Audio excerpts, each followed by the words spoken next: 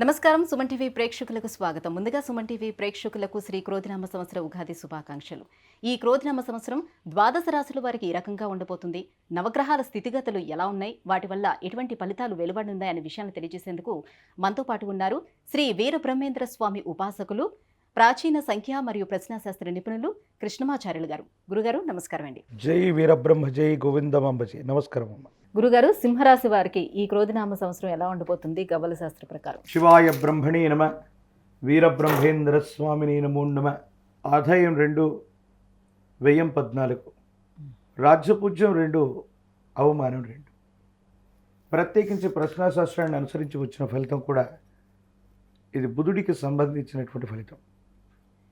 వృత్తి ఉద్యోగ సంబంధమైనటువంటి స్థితిగతులకు సంబంధించి ప్రధానమైనటువంటి అంశం.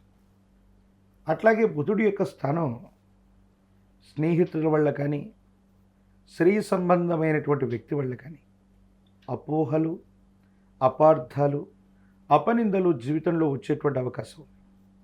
మన ప్రమేయం ఉన్నా లేకపోయినా ఏదో కారణంగా ఈ సింహరాశి జాతకుల యొక్క జీవన గమనంలో కొన్ని ప్రతికూలతలు, ఇబ్బందులు ఎదుర్కొనేటువంటి అవకాశం ఉంది. ఏది ఏమైనప్పటికీ కూడా చట్టపరమైనటువంటి అంశాలు, న్యాయపరమైనటువంటి స్థితిగతుల్లో ఇబ్బందులు రాకూడదు. ఒకవేళ పోలీస్ స్టేషన్లు, ఎఫ్ఐఆర్లు, కోర్టుకు సంబంధించిన అంశాల్లో ఈ రాశి జాతకుల యొక్క పేరు ఉంటే కొంచెం తీవ్రమైనటువంటి మానసికమైన సంఘర్షణకి అది కారణమయ్యేటువంటి అవకాశం ఉంది. తీవ్రమైనటువంటి ఆర్థిక నష్టం అవ్వచ్చు.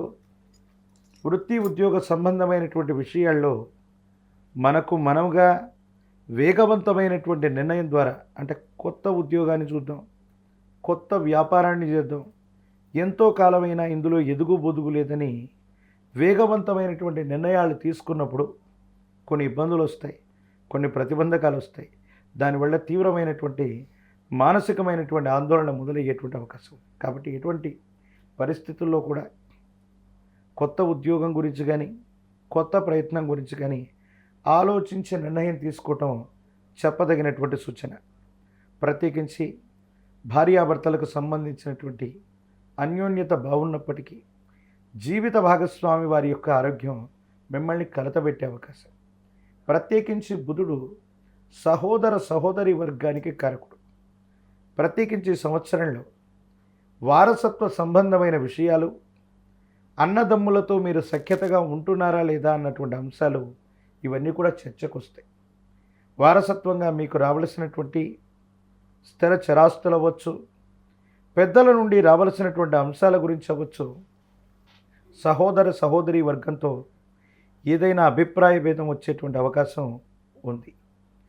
పాత మిత్రుల యొక్క కలయిక జరుగుతుంది. వాళ్ళ నుండి ఆర్థిక లాభం, ఏదో రకమైనటువంటి ప్రయోజనం మీరు తప్పకుండా పొందేటువంటి అవకాశం ఉంది. కాబట్టి మిత్ర లాభం అయితే ఖచ్చితంగా జరుగుతుంది. సహోదరి వర్గం లేదా వారసత్వ సంబంధమైన విషయాల్లో కొన్ని చిన్న ఇబ్బందులు ఉన్నాయి. స్నేహితులు, స్త్రీ సంబంధమైనటువంటి వ్యక్తుల పట్ల తస్మాత్ జాగ్రత్త. జీవిత భాగస్వామి వారి యొక్క ఆరోగ్యం కూడా మిమ్మల్ని కొంత కలతబెడుతుంది.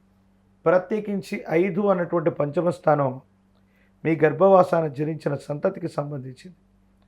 వాళ్ళకు సంబంధించిన ఆరోగ్యం, విద్య, ఉద్యోగం, భవిష్యత్తు, వీటి మీద ఎక్కువగా ఏకాగ్రత పెట్టడం చెప్పదగినటువంటి సూచన. స్థానచలనం లాంటిది ఏమైనా ఉందా? వాళ్ళకి గృహయోగం ఉందా ఈ సంవత్సరం? ఈ సింహరాశి జాతకులకి వారు పనిచేస్తున్నటువంటి కార్యాలయం నుంచి బదిలీ అవ్వచ్చు, లేదా గృహ సంబంధమైనటువంటి విషయాల్లో ఒక చోట నుండి వేరొక చోటికి వెళ్ళేటువంటి అవకాశం ఉంది. స్వగృహ యోగం అన్నటువంటిది ఆలస్యమయ్యేటువంటి అవకాశం ఉంది. కానీ స్థానచలనం, ఉద్యోగంలో బదిలీ, వారు ఉన్నటువంటి చోటు నుండి వేరే చోటికి వాళ్ళు చేసేటువంటి ప్రయత్నాలు సఫలీకృతమవుతాయి. కానీ అంత ఫేవరబుల్గా అవి ఉండకపోవచ్చు. కాబట్టి స్థానచలనాన్ని కూడా మీరు ప్రయత్నం చేసిన వెంటనే అనుకూలంగా ఉన్నప్పటికీ అక్కడ ఉన్నటువంటి పరిస్థితులు మీకు అనుకూలంగా లేకపోవటం వల్ల బాధపడటం, ఒక చోట నుండి బదిలీ అయ్యి వేరొక చోటికి ఉద్యోగ సంబంధమైనటువంటి పరిస్థితుల్లో వెళ్ళిన తర్వాత అనుకూలత లేకపోవచ్చు. గృహ సంబంధమైనటువంటి విషయాల్లో కూడా విలాసవంతంగా లేదనో వేరొక కారణంగానో వేరొక చోటికి వెళ్ళినటువంటి తర్వాత కొత్త సమస్యలు మిమ్మల్ని ఇబ్బంది పెట్టేటువంటి అవకాశం ఉంది. స్వగృహానికి సంబంధించినటువంటి విషయంలో కొంత జాప్యం ఏర్పడుతుంది. ఆర్థికపరమైనటువంటి అంశాల్లో స్థిర చరాస్తుల్లో మీకు అన్యాయం జరిగిందన్నటువంటి ఆలోచన చేత కొంతకాలం వీటిని వాయిదా వేయటమో, ధనాన్ని సమీకరించుకుంటూ స్వగృహం కోసం తాపత్రయపడ్డమో, కాలమే సర్పమై కొంతకాలం ఈ ఫలితాన్ని మింగేస్తుంది.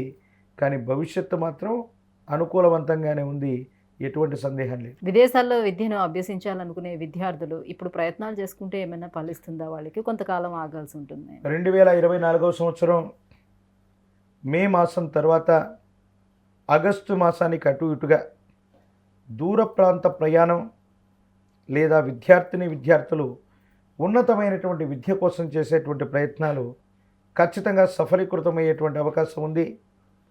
ఎటువంటి గ్రహగతులున్నా, ఇబ్బందులున్నా, సమస్యలున్నా జ్యోతిష్శాస్త్రంలో ఓ మాట చెప్తూ ఉంటారు.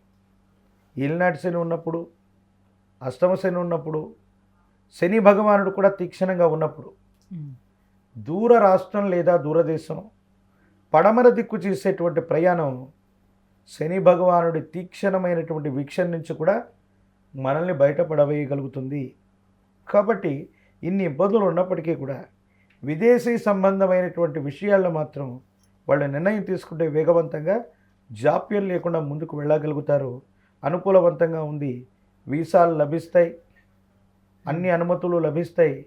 విదేశాలకి 2024 మే నుండి ఆగస్టు మాసం మధ్యలో ప్రయత్నం చేస్తే సఫలీకృతమయ్యే అవకాశం 100కు 100 పాళ్ళు ఉండకపోతుంది. ఇంకా యోగ్యదాయమైనటువంటి ఫలితాల కోసం ఎటువంటి పరిహారాలను పాటించుకోవాలి? ఏ దైవాన్ని ఆరాధించుకోవాలి? ప్రత్యేకించి ఆదిత్య హృదయాన్ని అనునిత్యం చదువుకోవటం, సూర్య భగవానుడి యొక్క ఆరాధన విశేషవంతమైనటువంటి ఫలితాలకు కారణమవుతుంది.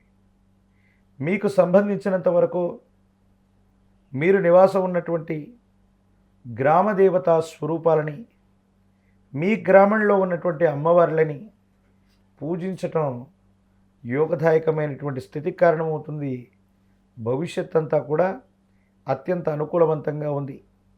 భోగభాగ్యాలనే కాదు, ఆరోగ్యాన్నే కాదు, అన్నింటినీ ఇవ్వగలిగినటువంటి సూర్యభగవానుడు ఆదిత్య హృదయాన్ని గనక జపించిన, ఆదిత్య హృదయాన్ని పఠించినా విన్నా చాలా ప్రసన్నుడవుతాడు.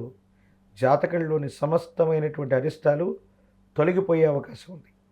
ఆదివారం పూట తమలపాకులో గోధుమ రవ్వతో తయారు చేసిన పాయసాన్ని గనక సూర్య భగవానుడికి నివేదన చేసి ఎవరూ తొక్కని చోట ఉంచి విశేషవంతంగా సూర్య భగవానుడికి అర్ఘ్యాన్ని వదిలిపెట్టిన, సూర్య నమస్కారం చేసిన విశేషవంతమైన అనుకూలవంతమైన ఫలితాన్ని ఈ సంవత్సరం మీరు తప్పకుండా పొందగలిగిన పరిస్థితులు గోచరిస్తాయి. చాలా చక్కగా వివరించారు గురుగారు. ధన్యవాదాలు. జై వీరబ్రహ్మ, జై గోవిందమాంబ జై.